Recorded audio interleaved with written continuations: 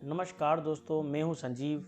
स्वागत है आपका आपके अपने चैनल डेस्टिनी अनवेल्ड में। मित्रों, आज हम बात करेंगे हथेली में पाए जाने वाले शुक्र पर्वत के बारे में। पूरे वीडियो को हम पॉइंट वाइज समझेंगे। सबसे पहले हम समझेंगे कि हथेली पर शुक्र पर्वत कहाँ मिलता है। फिर हम बात करेंगे शुक्र पर्वत पर पाए जाने वाली वर्टिकल और हॉरिजॉन्टल रेखाओं के बारे में और इनके हमारे जीवन पर किस तरह से पॉजिटिव और नेगेटिव इम्पैक्ट पड़ते हैं।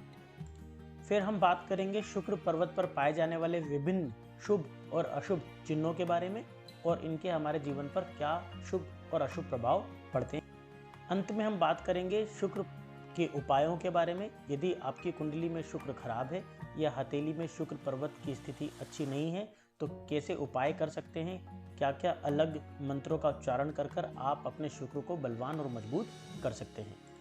मित्रों, वीडियो शुरू करने से पहले मैं बताना चाहूँगा, यदि आपका किसी भी तरह का कोई प्रश्न है तो आप नीचे कमेंट कर सकते हैं। मैं पूरा प्रयास करूँगा कि आपके प्रत्येक प्रश्न का जवाब दे सकूँ। यदि आपका कुंडली से संबंधित कोई प्रश्न है तो कृपया अपने जन्म तारीख, समय और स्थान का विवरण भी साथ में लिखें। तो चलिए दोस्तों, वीडियो को स्टार्ट करते हैं। तो चलिए सबसे पहले समझते हैं कि हथेली के किस स्थान पर शुक्र पर्वत होता है। तो मित्रों, ये जो स्थान मैं बता रहा हूँ आपको, इस पूरे स्थान को हम शुक्र पर्वत कहते हैं। और शुक्र पर्वत के अगर ऊपर की तरफ देखें तो यहाँ पर आपको एक निम्न मंगल की स्थिति दिखेगी। हथेली में निम्न और उच्च दो तरह के मंगल देखने को मिलते हैं। तो शुक्र के ऊपर वाले स्थान पर निम्न मंगल कहा जाता है। शुक्र के स्थान का जितना एरिया ऑफ क्रॉस सेक्शन होगा, जितना इसका क्षेत्रफल होगा, उतनी ज़्यादा आयु होती है किसी भी जातक की। मित्रों, अगर हथेली पर शुक्र पर्वत पूर्ण उभार लिए हुए और किसी भी तरह के उसमें नेगेटिव चिन्ह, अशुभ लाइनें नहीं हैं तो ऐसा व्यक्ति काफ़ी ग्लैमरस जीवन जीता है, जीवन में काफ़ी सफल होता है। और शुक्र के स्थान अगर पूर्ण रूप से पुष्ट हो तो व्यक्ति का जीवन काफ़ी अच्छा माना जाता है। चलिए दोस्तों, अब बात करते हैं हथेली पर पाए जाने वाली खड़ी रेखाओं के बारे में। इन रेखाओं को मित्र रेखा या फिर हम इसे पार्टनरशिप रेखा के नाम से भी जानते हैं। ऐसे व्यक्ति फाइनेंशियली काफ़ी स्ट्रांग होते हैं और पर्सनल लेवल पर ऐसे व्यक्तियों का मैनेजमेंट काफ़ी अच्छा होता है। मतलब ऐसे व्यक्ति अपने खुद का काफ़ी ध्यान रखते हैं। फिजिकली वो कैसा दिख रहे हैं, सुंदर दिख रहे हैं, अपने डेली रूटीन को काफ़ी अच्छे से समझते हैं। मैं पर्सनल मैनेजमेंट की बात कर रहा हूँ। कॉर्पोरेट लेवल पर इनका मैनेजमेंट अगर देखना हो तो साथ में बुध और मंगल की स्थिति को भी समझना जरूरी है। ऐसे व्यक्तियों का वैवाहिक जीवन भी काफ़ी अच्छा देखा जाता है।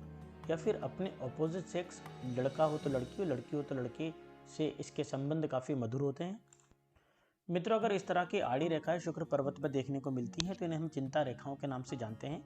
ऐसे व्यक्ति काफ़ी खर्चीले होते हैं। खर्चे को समझने के लिए कुंडली के 12वें बाहु का अध्ययन करना भी जरूरी है। ऐसे व्यक्ति भोगी कहा जाता है, चाहे वो खाने का शौकीन हो, अपोजिट सेक्स के प्रति अत्यधिक आकर्षण का कारण हो, या फिर ऐसे व्यक्ति की वैवाहिक जीवन पे कुछ ना कुछ छोटी मोटी परेशानियां चलती रहती हैं। अगर ये रेखाएं काफ़ी अधिकता में हो तो ऐसा व्यक्ति काफ़ी नशे करने वाला भी देखा गया है। यदि ये आड़ी रेखाएं शुक्र पर्वत से निकलती हुई बाहर की ओर चली जाएं तो इन्हें हम राहु रेखा कहते हैं। सामान्यतः ये अशुभ रेखाएं होती हैं और आड़ी रेखाओं की तुलना में इनमें ज़्यादा अशुभता देखने को मिलती है। चलिए मित्रों, अब बात करते हैं शुक्र पर्वत पर पाए जाने वाले डिफरेंट सिंबल्स के बारे में। तो चलिए शुरू करें। यदि हथेली पर इस तरह का स्टार का चिन्ह मिले और शुक्र अगर पुष्ट रूप से उभरा हुआ हो तो ऐसा व्यक्ति डांस और फैशन में काफ़ी रुचि रखता है। म्यूजिक में भी इसका काफ़ी अच्छा इंटरेस्ट होता है। ऐसे व्यक्ति बहुत अच्छे इंटीरियर डेकोरेटर देखे गए हैं। यदि हथेली पे इस तरह का त्रिभुज, ट्रायंगल मिले तो ये हाथ में पाए जाने वाले शुक्र पर्वत को और मजबूत करता है। शुक्र की जितनी भी प्रॉपर्टीज हैं, जो विशेषताएं हैं, उनको शुभ रूप से बढ़ाता है। ऐसे व्यक्ति अपने अपोजिट पार्टनर से लाभ प्राप्त करता है। लड़का हो तो लड़की से उसे लाभ प्राप्त होगा, लड़की है तो लड़के से उसे लाभ प्राप्त होगा।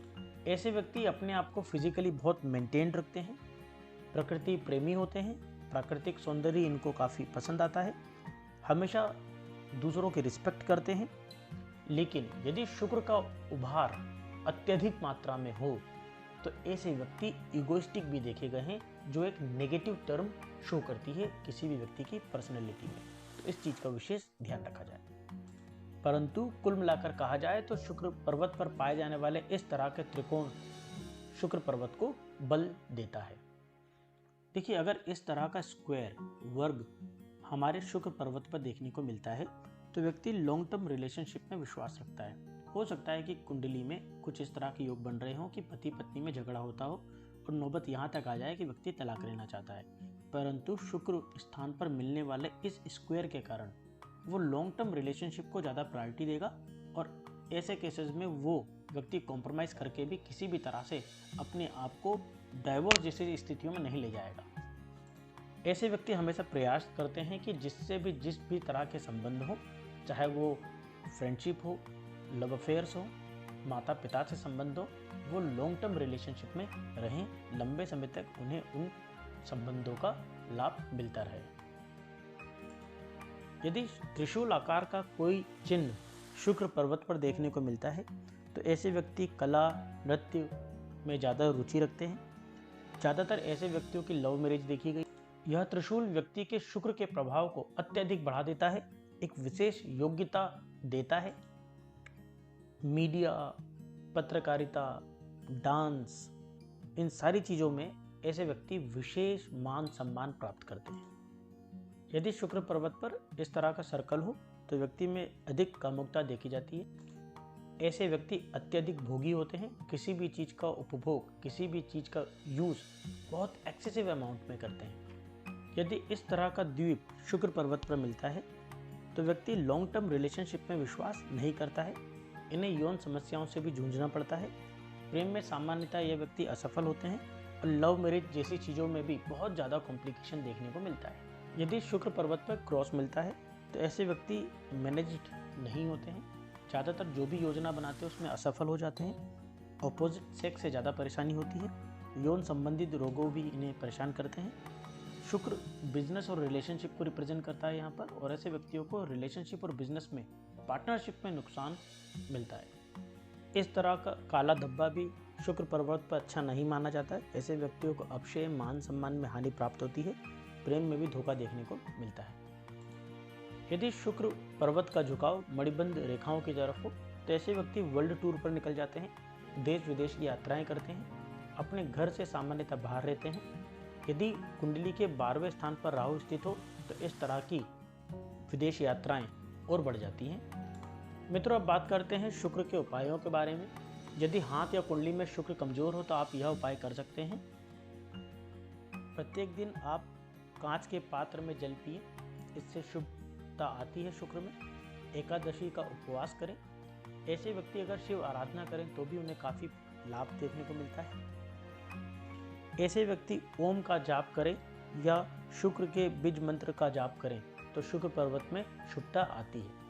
तो मित्रों, आशा करता हूँ आपको आज का वीडियो पसंद आया हो। फिर मिलते हैं किसी दूसरे अन्य वीडियो में। नमस्कार।